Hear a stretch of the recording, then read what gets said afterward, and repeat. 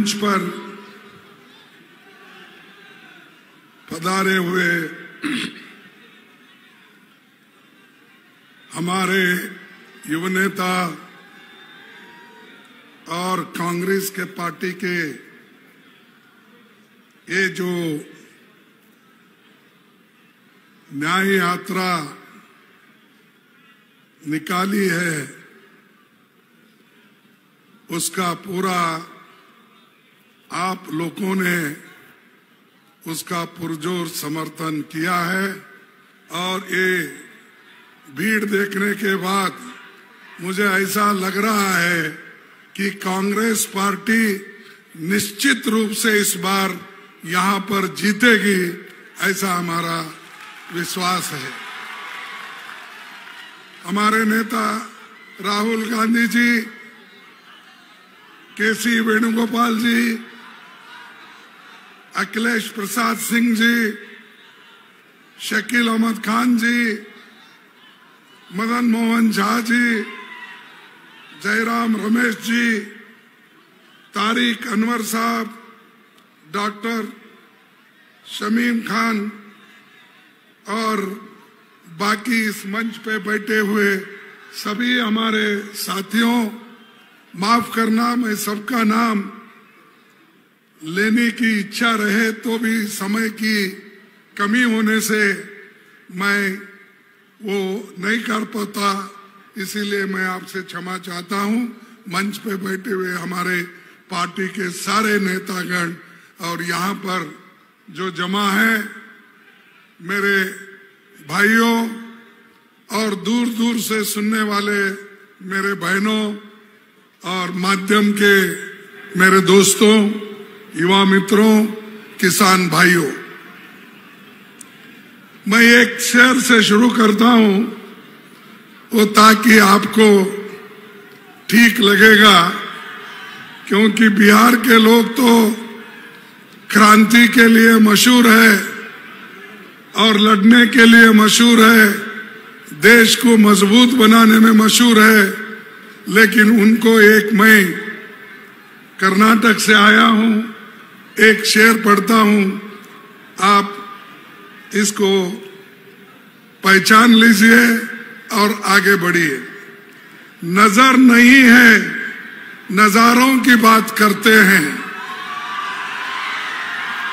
नजर नहीं है, नजारों की बात करते हैं।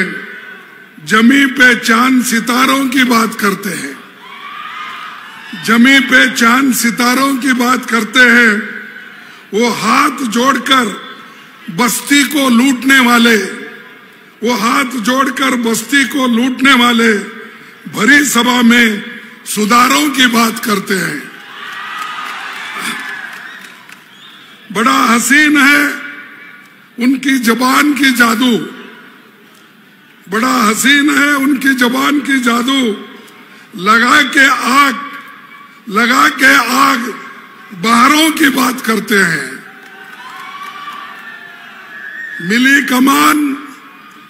कमान तो अटकी नजर खजाने पर। मिली कमान तो अटकी नजर खजाने पर। नदी सूखा के किनारों की बात करते हैं। नदी सूखा के किनारों की बात करते हैं। वही गरीब बनाते हैं आम लोगों को, वही नसीब के मारों की बात करते हैं। ये है मोदी जी का जमाना। और ये जो मैंने कहा, ये सब उनके लिए ही कहा कि ये सब जो बातें करते हैं सिर्फ अमीरों की बातें करते हैं, गरीबों को तो ये देखते भी नहीं। इसीलिए गरीबों के बारे में सोचने वाली एक ही पार्टी है, वो कांग्रेस पार्टी है। और उनके लिए काम करने वाले नेता राहुल गांधी जी है और अब आप लोग सभी साथी हैं। ये लोगों के चहेते नेता राहुल गांधी जी के नेतृत्व में मणिपुर से चली भारत जोड़ो न्याय यात्रा आज औरंगाबाद पहुंची है। यहां सभी लोगों का मैं कांग्रेस पार्टी से और से स्वागत करता हूं और हमारे प्रेसिडेंट भी आपका स्वागत किए। फिर एक बार मैं अपने तरफ से आप लोगों का स्वागत करता हूं। बिहार भगवान बुद्ध, महावीर, गुरु गोविंद सिंह, राजेंद्र बाबू और अनुग्रह नारायण सिन्हा जी की धरती है। ये एक बहुत बड़ी धरती है और ऐसे धरती पे हम आए हैं और ये जरूर है कि बिहार को एक बार फिर कठिनाइयों में बीजेपी सरकार धकेल दिया है।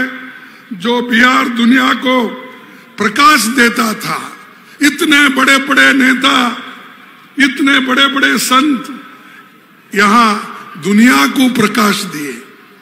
बोध गया यही है, गुरु नानक जी का भी यही जन्म हुआ बिहार में, उसी ढंग से महावीर का भी इधर ही हुआ। ये सब लोग न्याय के लिए, सत्य के लिए लड़ते रहे, अपनी कोशिश की कि लोगों को सच्ची राह पे लाने के लिए। भाइयों, यहां पर आकर और हमारे पटना में मुख्यमंत्री जी, आज के मुख्यमंत्री जी कौन है, क्या है, नीतीश कुमार जी, जो उन्होंने ये कहा था,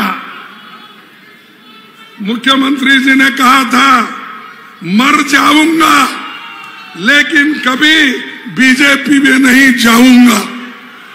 ये उन्होंने कहा था, कहा था या नहीं? फिर आज कहां है वो, कहां जा? अरे जो इंसान अपने आप को कहता है मैं मर जाऊंगा लेकिन बीजेपी में नहीं जाऊंगा, लेकिन वो आज बीजेपी के झोले में गिरे हैं। उन्होंने ये भी वायदा किया हमारे साथ बैठ के, महागठबंधन का वायदा किया, हम 5 सालों में 10 लाख लोगों को नौकरियां देंगे।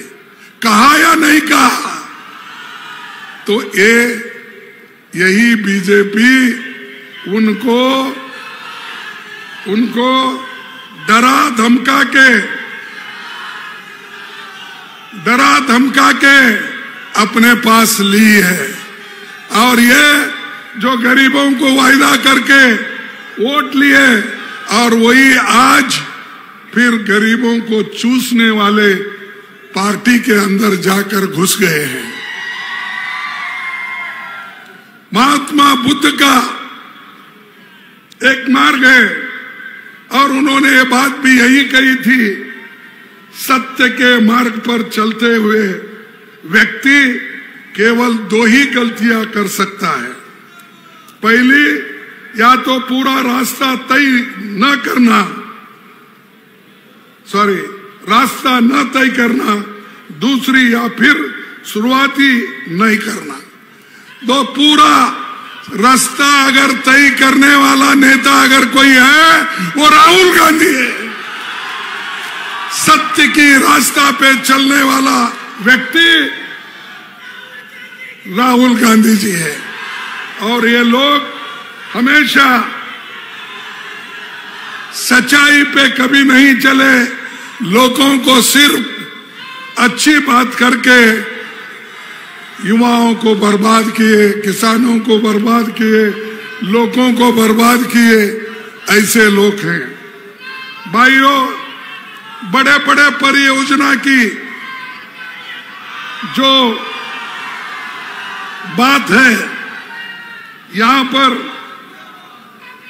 हमेशा भाजपा तो बड़ी बड़ी बात करती है, लेकिन बिहार को पीछे धकेल दिया। हम डेवलपमेंट के लिए जा रहे हैं। नीतीश जी बोले, अरे डेवलपमेंट के जा रहे हैं क्या बचने के लिए जा रहे हैं, ये बोलिए। और बिहार में यूपीए के गवर्नमेंट में 2 लाख करोड़ रुपए दिया गया था। 2 लाख करोड़ यूपीए गवर्नमेंट बिहार को दी थी। इससे 6 power project, national highway, prime minister Gram Sadak Yojana, ये सारी चीजें हमने करके दी। इनके जमाने में कुछ पैसा नहीं आया। ये चुप्पी हमेशा केंद्र सरकार के खिलाफ, हमारे पास जब थे बात करते थे, अब तो मुंह उनकी बंद हो गई है। अब आप नाक पकड़े तो मुंह खोलेंगे, नहीं तो नहीं खोलेंगे। आपको नाक पकड़ना है और आपके वोट के लिए वो नाक रगड़ेंगे भी। तो इसीलिए आप मजबूती से रहो। और मुझे मालूम है कि परसों जो यहां पर वोट ऑफ कॉन्फिडेंस बोलिए या स्पीकर के लिए जो वोटिंग चली, उसमें सब पार्टी में कुछ ना कुछ टूट गया। लेकिन कांग्रेस एक ही पार्टी, कांग्रेस के विधायक डट कर रहे, मुकाबला करते रहे और वो एक होकर रह गए। ये है कांग्रेस की शक्ति। इसको कोई तोड़ नहीं सकता। तोड़ने की कोशिश बहुत कर रहे हैं। अब भाई कांग्रेस वाले टूटने वाले नहीं है या झुकने वाले भी नहीं है। वो झुकेंगे नहीं, मर जाएंगे, गर्दन कटवा लेंगे, लेकिन कभी झुकेंगे नहीं उनके सामने। ये हमारे लोग हैं। भाइयों, 1915 के चुनाव में पहले पटना में मोदी जी ने कहा था बिहार को 1,15,000 करोड़ रुपए देने का वायदा किया था। 1,15,000 करोड़ मिला। अब यहां हमारे बहुत से लीडर बैठे, एमएलए बैठे, मैं पूछता हूं, 1,15,000 करोड़ देने का वायदा पटना में किया था, लेकिन अब तक कुछ आया नहीं। इसीलिए अब क्या, आया राम गया राम पहले बोलते थे, अब आया कुमार गया कुमार हो गया है। आया कुमार गया कुमार। तो ऐसे लोग मुल्क का कभी भलाई नहीं करते। अच्छी बात कर सकते हैं, अच्छा बोल सकते हैं, लोगों को भूल भुलाई कर सकते हैं, लेकिन देश के लिए ये लोग कुछ नहीं करेंगे। ये मेरा दावा है, क्योंकि ये जिस रास्ते पे चल रहे हैं वो खतरनाक रास्ता है। देश के लिए बहुत बड़ा धक्का पहुंचेगा। और हमेशा भागीदारी की बात करने वाली Congress party, RJD, left party, ये एकजुट होकर किसी के प्रेशर में वो नहीं आने वाले हैं। वो किसी को डरने वाले नहीं हैं या भागने वाले नहीं हैं या आया राम गया राम की काम करने वाले नहीं हैं। भाइयों, राहुल गांधी जी का एक पहले से डिमांड है, हम सब लोगों का डिमांड है, और मेरे पार्टी का भी डिमांड है, और हमारे साथियों का भी डिमांड है। यह है जातिगत जनगणना। हम करके रहेंगे। अगर हमारी गवर्नमेंट आई, करके दिखाएंगे। और ये अगर आया तो इससे हमको ये मालूम होगा कौन कितने पानी में है, कौन से कम्युनिटी के लोग, कास्ट के लोग कितना आजादी के बाद पाया और कहां ठहरे हैं। इसकी एक अंदाजा लेने के लिए ये जाति जनगणना है। कितने ग्रेजुएट्स बैकवर्ड में बने, कितने ग्रेजुएट शेड्यूल कास्ट में बने, कितने शेड्यूल ट्राइब्स में बने, कितने माइनॉरिटीज में बने, कितने गरीब तबके के लोग अपर कास्ट में भी है, वो कितने आगे आ गए, किसके पास जमीन है, ये सब देखने के लिए तो जातिगत गणना का हमने डिमांड किया है। इसमें गलती क्या है? चंद लोग, अब मोदी बोलते हैं हमेशा कांग्रेस पार्टी देश को डिवाइड कर रही है, जाति के नाम पे डिवाइड कर रहे। हम क्या कर रहे हैं भाई? हम तो लोगों को न्याय दिलाना चाहते हैं। 2011 के बाद 2021 का जनगणना का भी रिपोर्ट आना था, वो क्यों नहीं आया? इसीलिए कि उनकी असलियत उसमें मालूम होगी, इसलिए मोदी उसको छुपा के रखे। अगर हमारी सरकार आई, पूरा ये बाहर निकाल के सभी को न्याय दिलाने का काम कांग्रेस पार्टी करेगी। और यहां पर दिल्ली में किसानों का एक बहुत बड़ा आंदोलन चला है। कौन सा आंदोलन? एमएसपी का। कौन सा आंदोलन? उनको सही दाम मिले। कौन सा आंदोलन? जो फर्टिलाइजर महंगा हुआ है ट्रैक्टर पे, और दूसरे जो सामान है किसान उसका उपयोग करता है, उसके ऊपर जो जीएसटी लगाई है वो कम करने का। लेकिन ये सरकार उनको मिलने के लिए तैयार नहीं है, और जो मिलने के लिए आना चाहते हैं वो दिल्ली के बॉर्डर पे बैठे हैं। उनके सामने बहुत बड़ा एक वॉल बनाया है, और वो प्रोटेक्शन वॉल करके और उसके ऊपर कीले लगा के, और उसका क्या है बोलते, उसके जितने भी तार है वो तार डाल के लोगों को उसमें जो पावर यानी इलेक्ट्रिसिटी छोड़ के कोई नजदीक नहीं आना, शॉक लगना। इसलिए ऐसी बहुत बड़ी एक तैयारी करके किसानों को वो आज एक हरासमेंट कर रहे हैं, एक उनको सता रहे हैं।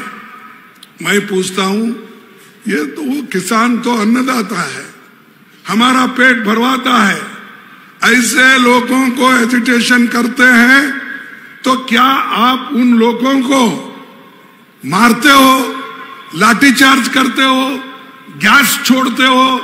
ऐसा ही पिछले 14 महीने आंदोलन चला, उस वक्त भी इन्होंने ऐसा किया। एक मिनिस्टर का बेटे ने जीप चलाकर 4 किसानों को कुचल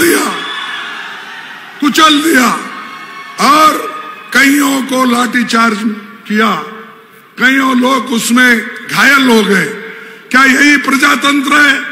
क्या यही लोकतंत्र है?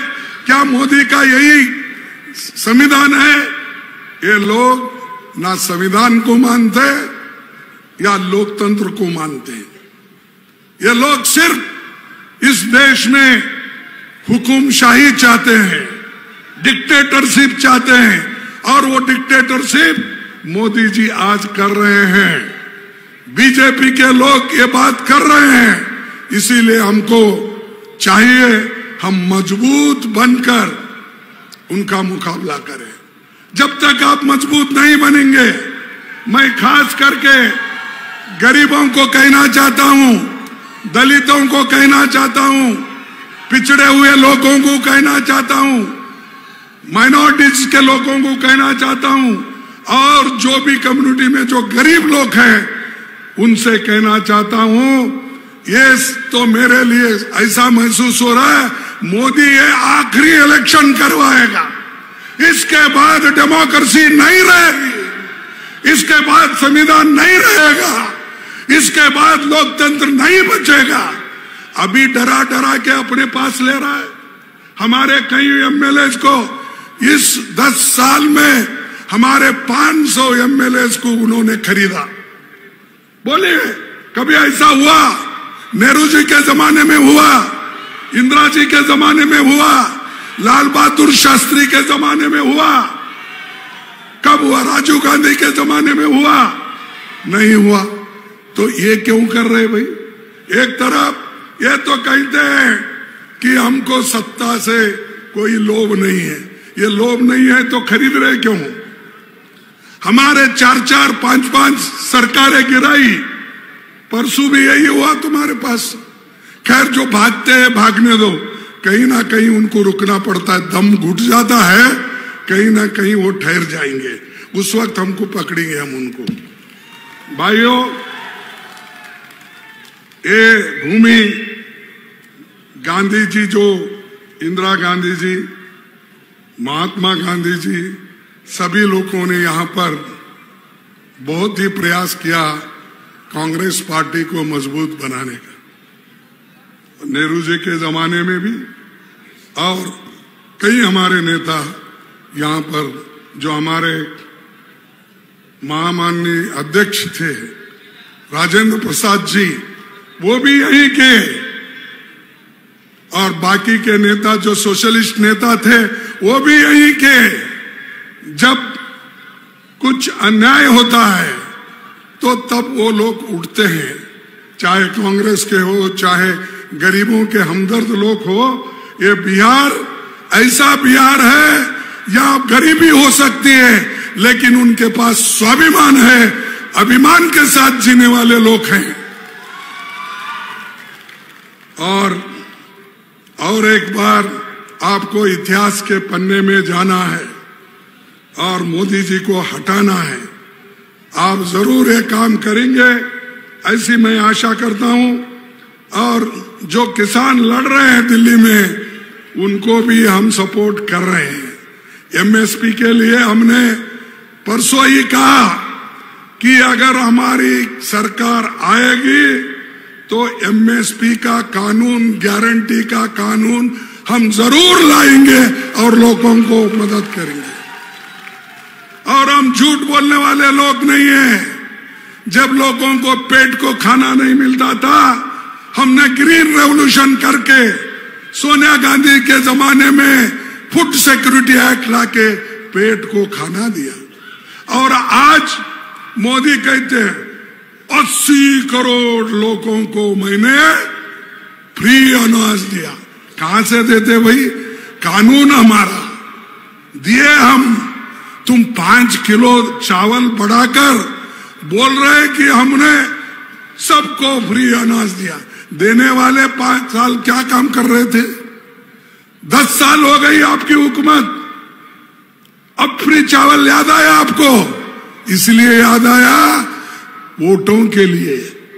लेकिन हम, इलेक्शन नहीं था उस वक्त, चुन के आने के बाद सोनिया गांधी जी ने वो काम किया। गरीबों के लिए मनरेगा लाया, गरीबों के लिए फूड सिक्योरिटी एक्ट लाया, गरीबों के लिए एजुकेशन बच्चों के लिए, ये सारी चीजें हम की। ऐसी चीज करके बताओ। बड़े बड़े भाखड़ा डांगल डैम जैसे हमने बनाया, पब्लिक सेक्टर हमने बनाया, बीएचईएल, बीएल, ऐसे बड़े जो पब्लिक सेक्टर्स है सार्वजनिक क्षेत्र में, उनको हमने किया। तुमने क्या किया बताओ? एकादा बीएचईएल, एकादा कोई बड़े बड़े एम्स।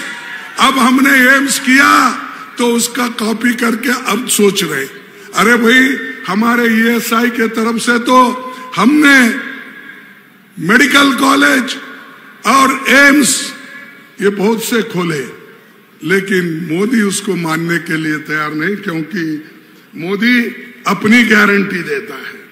अपनी गारंटी क्या है उसकी आपको मालूम है। हालांकि हमने 72,000 करोड़ रुपए लोन किसानों का माफ किया या नहीं किया? लेकिन मोदी ने क्या किया? कर्जा माफ किया। देखो, मोदी ने कर्जा भी माफ नहीं किया और हमेशा ये बोलते रहे कि मेरे लोग को सुख और समृद्धि से रखता हूं। और एक चीज है भाइयों, जब छत्तीसगढ़ की सरकार अपना स्टेट के ओर से एमएसपी का दाम बढ़ा सकती है, बिहार में क्यों नहीं? ये करना चाहिए, लेकिन ये नहीं करते, सिर्फ वो कहते रहते हैं।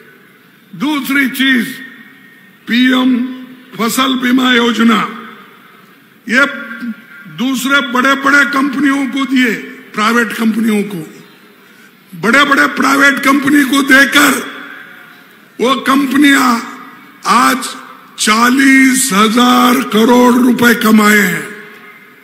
किसानों के पास इंश्योरेंस के पैसे लेना, लेकिन देते वक्त कंजूसी करके, काट छाट करके उनको दूर करना, और आखिरी में आज इंश्योरेंस कंपनियों को, जो मोदी जी के दोस्त हैं, जो हमेशा जिनको मदद करते हैं, वो लोग 40,000 करोड़ रुपए बचा लिए हैं। किसी गरीब के पास 10 रुपए बचे हैं, तो ये हमेशा ऐसी चीजें करते हैं।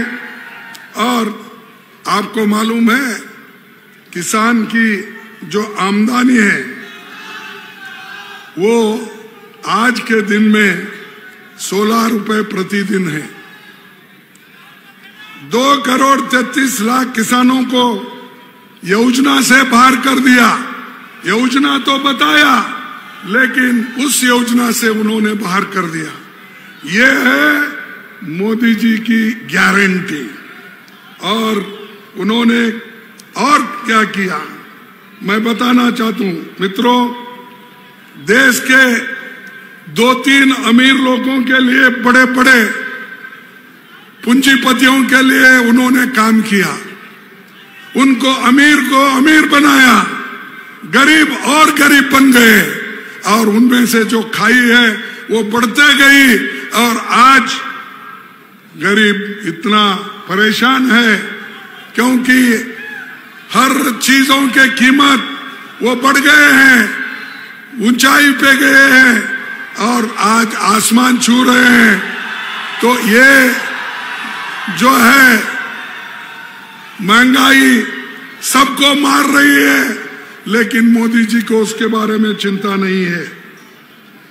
और आज टैक्स भी, गरीबों के ऊपर ज्यादा टैक्स, किसानों के ऊपर ज्यादा टैक्स, लेकिन उन्होंने अमीरों का टैक्स घटाया, और अमीर जो लोग हैं उनकी कॉर्पोरेट टैक्स कम कर दी, लेकिन गरीबों का टैक्स हर चीज में बढ़ते गया, हर खाने के चीज में, और तेल में, और दाल में, हर चीज में आज बढ़ते जा रहा है। ऐसा जो एक आज मोदी की राज है, इसको हम पहले तो हम बड़े बड़े योजनाएं बिहार को लाए, लेकिन आज वो योजनाएं खत्म होते जा रही है। और मैं यही कहूंगा आखिरी में, मोदी जी की क्या गारंटी है? मोदी जी की यह गारंटी है कि हर साल उन्होंने कहा मैं 2-2 करोड़ नौकरियां दूंगा युवाओं को। कहा या नहीं कहा? कहां है 2 करोड़ नौकरियां? कहां है मोदी की गारंटी? ये गारंटी, अरे वो गारंटी आप निभा नहीं सके। क्या आज रोज पेपर में आ रहा है वो गारंटी आप निभाएंगे? हर एक के जॉब में 15-15 लाख रुपए डालने का आपने कहा। कहां है 15 लाख? आपको मिले? नहीं मिले। फिर प्राइम मिनिस्टर झूठे हैं क्या आप झूठे हैं? क्योंकि प्राइम मिनिस्टर कह रहा है मैं 15 लाख दिया हूं, और आप बोल रहे नहीं है बोल रहे। या तो प्राइम मिनिस्टर झूठा हो सकता, या नहीं तो आप हो सकते। फिर पूछो, आप जब यहां आएगा या कहीं भी बिहार में फिरेगा, उसको ठहरा करके पूछो, भाई पहले मेरे बच्चों को 2 करोड़ की वायदा किया था नौकरी का, वो देगा। 15-15 लाख रुपए देने का वायदा किया था वो दे के जाओ, फिर एमएसपी डबल करने का वायदा किया था वो दे के करो, किसान की आमदनी 2 गुना करना था वो दे के जाओ। अगर ये नहीं कर सकते फिर क्यों वोट मांगने के लिए आप यहाँ आए हैं, ये पूछना आप जरूरी है। और उनकी गारंटियां कभी भी इस देश में बन नहीं सकती, वो दिला नहीं सकते।